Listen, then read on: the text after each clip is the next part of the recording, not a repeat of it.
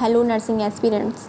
आज का अपना क्वेश्चन रहेगा आईवी पिग्गी बैक की हाइट से। तो चलिए बिना टाइम वेस्ट करें स्टार्ट करते हैं। क्वेश्चन में क्या दिया गया है देखो। क्वेश्चन क्या है अपना, a nursing officer is setting up an IV piggy back secondary है ना infusion for a patient receiving continuous primary fluid to ensure the secondary medication infusion correctly by gravity. How should the nurse position the primary IV bag in relation to the secondary IV bag? देखो question में है ना क्या दिया गया है कि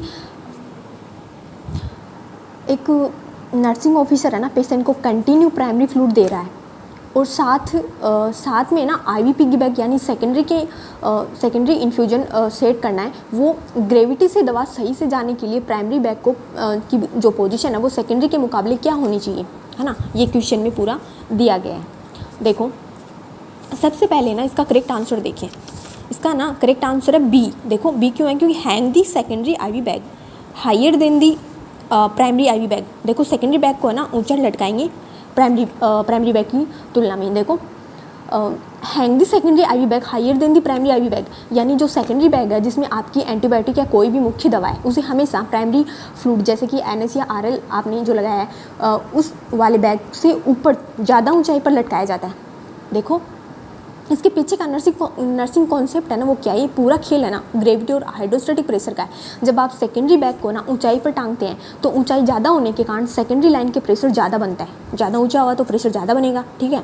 इस ज़्यादा प्रेशर की वजह से प्राइमरी लाइन में लगा जो बैक चेक वाल्व होता है ना अपने आप ही बंद हो जाता है। वाल्व बंद होने से प्राइमरी फ्लूइड का जो बहना है वो रुक जाता है और सेकेंडरी बैग की दवा पहले पेशेंट की बॉडी में जाती है जो अपन ने ऊपर लटकाया था। और जैसे ही सेकेंडरी बैग खाली होता है उनका प्रेशर कम हो जाता है, वाल्व खुल जाता है और प्राइमरी फ्लूइड बिना किसी रुकावट के अपने आप दोबारा चालू हो जाता है। इस प्रकार ये काम करता है, ठीक है। इसलिए करेक्ट आंसर तो अपना बी था। सेकेंडरी को ज़्यादा ऊपर लटकाएंगे जिसको पहले खाली करना है और प्राइमरी को थोड़ा नीचे लटकाएंगे जिसको बाद में खाली करना है, ठीक है। अब देखो ए ऑप्शन क्या बोल रहा है, ए ऑप्शन क्यों नहीं गया ये देखते हैं। Hang the primary IV bag higher than the secondary IV bag, ये बोल रहा है कि प्राइमरी को ज़्यादा ऊँचा लटकाओ।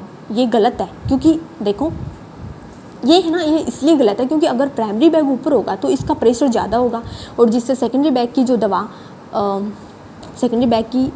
है नीचे ही नहीं आएगी जो आपने सेकेंडरी बैग में डाली है, और या फिर बहुत स्लो जाएगी जिससे पेशेंट को ना सही समय पर दवा नहीं मिलेगी ना। इसलिए ये ऑप्शन गलत हो गया। आप देखो सी ऑप्शन गलत क्यों है, hang both bag at exactly the same height. देखो ये सी ऑप्शन बोला है कि दोनों को सेम हाइट पे लटका दो। देखो अगर दोनों बैग सेम ऊंचाई पर आप उसमें लटकाओगे तो दोनों का प्रेशर सेम हो जाएगा और दोनों फ्लूइड एक साथ मिक्स होकर बहने लगेंगे, जो कि पूरी तरह से गलत प्रैक्टिस है। इसलिए ये ऑप्शन भी गलत हो गया। डी ऑप्शन क्या बोल रहा है, place the primary IV bag on a pressure infuser. देखो प्रेशर इन्फ्यूजर का काम होता है फ्लूइड को बहुत तेज़ी से पुश करना। इसका यूज ओनली इमरजेंसी या फिर हैवी ब्लीडिंग में करते हैं, तो रूटीन पिग्गी बैग में इसको यूज नहीं करते हैं। तो ये ऑप्शन भी गलत हो गया। अपना करेक्ट आंसर था बी। आशा करती हूँ आपको समझ आया होगा। Thanks for watching.